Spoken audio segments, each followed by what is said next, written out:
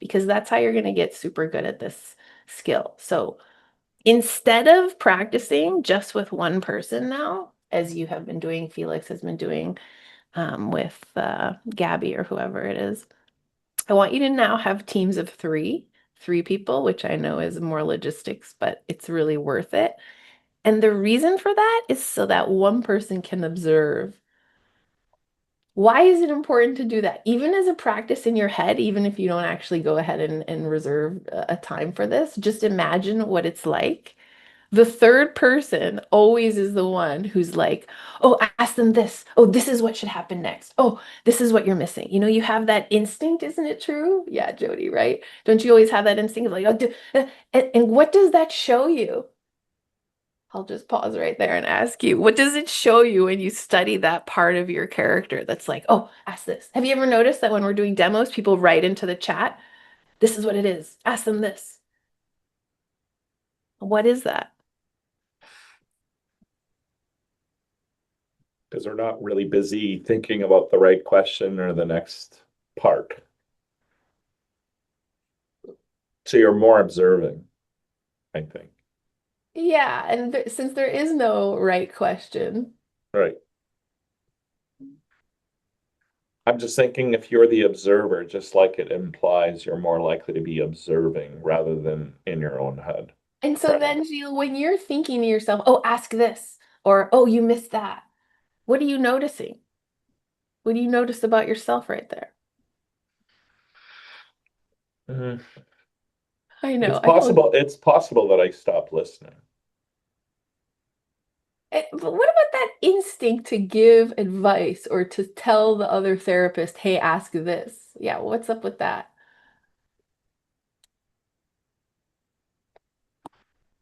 Jody, is your volume thing still not working? Because I can tell you have an answer. It's not working. We just need to wait for the break until you can fix it. Do you want to type it in the chat? I know you know the answer. When you're hearing yourself doing that advice giving, what's really happening is, well, yeah, I see. I figured it out.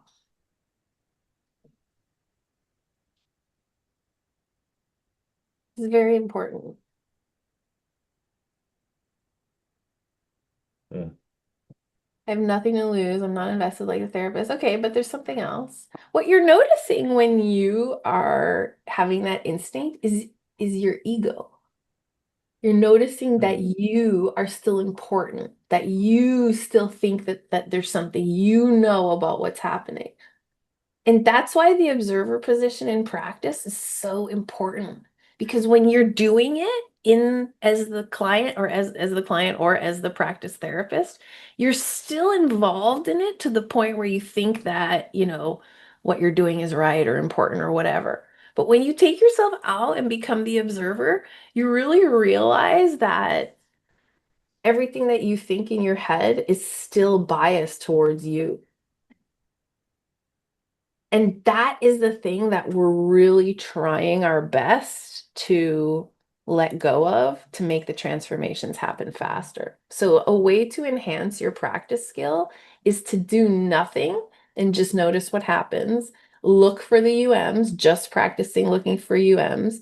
And also, you can try, this might be fun for Gilles, for you, Gilles, try adding in the stuff you already know and see how it goes. See what happens. This isn't a practice session. Because what you're going to find, I think, is the more stuff you try to add in, the more resistance you encounter. The more times you try to add something that is from your ego state, from your perspective, the more interruptions you create. So I want you to get good at that observation so that you can start to really see like what is my instinct, my trained instinct doing that's not what I was taught in the hypnosis course. And the only way to do that is to observe yourself observing somebody else. Does that make sense? So, like I said, even if you don't end up doing it, even if you don't end up doing this three-person practice, but you should, I really want you to, but even if you don't, play that mental experiment of Why is it that even when I'm observing, I still think I have input? I still think I have something to add to this. Gilles, you nodded no. Did it not make sense? No. So you're talking about point three? Try anything you can think of? Okay, well, that's something I was saying just to you is Yeah. I think to convince yourself to really like when you're a trained therapist already and you know skills and you know coping mechanisms and advice you can give, go ahead and when your instinct tells you, provide it, add it, and see what feeling you get out of that. See what happens. I'm laughing because for the last 6 months, I've tried really hard not to do that anymore. Well, good. I mean, maybe you've trained yourself out of it, and if Yeah. so, then I would say keep going the way you're going. But what I'm trying to do with these 3 points here is prove to you your irrelevance, basically. Because the Yeah, more you, yeah, like I have a student on placement right now, and she says, "You never try to put anything in there." Like I'm trying my best to try to fix, and I said, "Right there, that's where you went awry. As exactly. soon as you Good. try to fix, you're Perfect. going awry. Try Perfect. not to do anything, just try to listen Yeah. and Don't notice even what's try going not on." to do anything. Just don't do anything. Yeah. Yeah. Exactly. Well, so assign to that student the 3-person model so that she can see every time she gets the instinct to interfere. Okay. That's what the whole point of that little exercise is to train students out of that thing of, and I'm terrible at that. I mean, you can see how I do the demos. I have that real instinct to like, you know, but the truth is that all is still us not trusting the process. Okay, let's get into the theory for today. What you're looking at here is what happens when a client comes to you. This is the client with their problem. The orange is this kind of like thick shell they have around them that tells them they have a problem. The only kind of person who comes to see us is somebody in this situation because they are self-admittedly frozen where they are, stuck where they are. So, what does this sound like? I've always been a smoker and I don't know how to stop, even though I want to. I have been trying to lose weight for 30 years and I just can't. It's like stuck ideas where the person thinks their problem is a part of their identity and there's no openings here. There's no way to crack this little shell. What we know from our hypnotic perspective is that there are ways out. Those are the green dots. Perhaps they take some distance or time, but the closer these get to this person here, the sooner they're going to feel better. So the only thing we're ever trying to create in our sessions, this is so important. The only thing we're ever trying to create in our sessions is this feeling here, where the client has choices. That's very different than, oh, I'm a non-smoker now and I'm gonna, open a spa and one solution kind of idea. No, we're not looking for that. What we're looking for is for the client to sit in front of you and say, oh, I didn't think of that. Huh, maybe there are some different things that I could choose. That is the whole cat's meow, is when they have options. I'm going to give you a short anecdote about that. And then you can start to leverage their motivation as to, well, which choice do you really want to go with? So this is all we're going for. This is the purpose. How are we going to do this? Well, now we're getting to the crux of why motivation is so important. Person calls you with their problem. What are we going to do to get them to this point where they're open to change? Well, we're not going to untie their problems on the call because then they're A, not going to buy it, and B, we don't really have any support for them. So, what we're going to use instead is this motivation juice.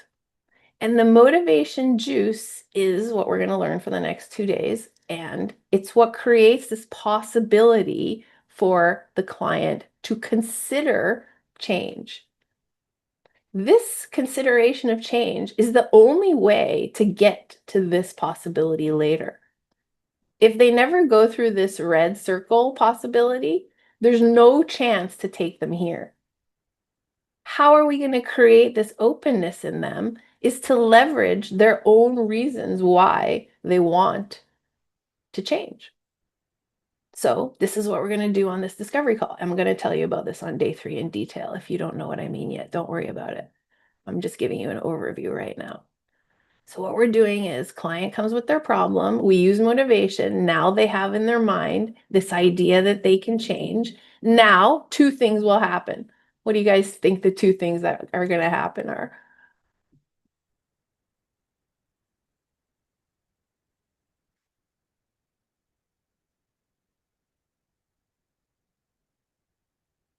You motivate them to change on the discovery call, then there's two effects of that. Right, Jody. Either they buy it or they don't. So number one is either I collect money or I don't. So the motivation is leverage to get paid. Number one, it is a transaction. That's very important. But what happens number 2 is actually what I'm focused on right now. Well, I don't want to say that. I'm focused on both. But there's more. This is the payment. Yes, this is good. We like this. This is our paid clients who are saying, okay, well, if you can get me to this change, I'm going to give you the money. But also, what happens then on a hypnotic level, on a psychic level? Yeah. If I'm looking at the graph, it's either that the change is immediate or change occurs with choice. Yeah. Meaning change might occur like the example you gave the cocaine client, that there has been change in thinking, not change in behavior yet, but they see that they have choice. Yeah, you're on the right track. Exactly. And that's an interesting observation. Maybe the graph isn't clear enough, but this little circle up here, the little group, orange circle of change, is the client absorbing the idea based on this conversation that this is possible for them. That's why that discovery call is so very valuable because when they start, a lot of the time they're like, well, I'm a smoker and that's how I've always been. But then they leave the discovery call thinking, well, I've always been a smoker, but this lady says it's possible for me to not be a smoker anymore. And then what does the subconscious mind do with that idea, even if it doesn't accept it or agree with it?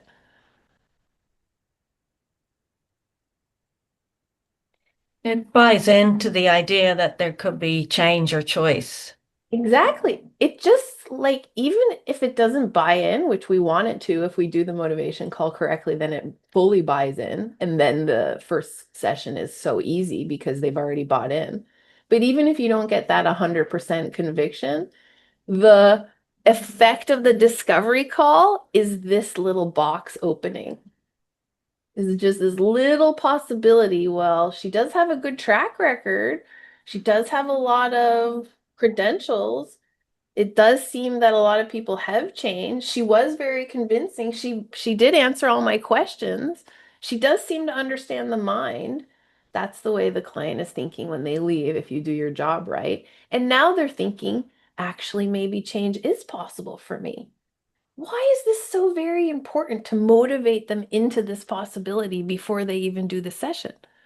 So that when they come for the session, you've already prepared the outcome. That's what hypnosis is, you guys. That's so important. Hypnosis is not just, oh, you come for the session, I untie the knots and motivate you in the meantime. Hypnosis is the outcome is set before you even show up. I'm holding the outcome, me, the hypnotist. That's my job. And I'm going to show you why my conviction is true and correct based on my experience by sharing information, which is motivational. So I'm the one who's opening this box for them, and they're just coming into it. That's the discovery call. Now that they have this opening for change, what's happening between the time they have the discovery call and their first session? What's happening? They're doing my job. The job is already happening. Processing is happening without me having done jack shit except for the discovery call, which is a lot. I shouldn't say it's jack shit because it's a lot. But that's the whole idea is I have begun the processing prior to the session's beginning.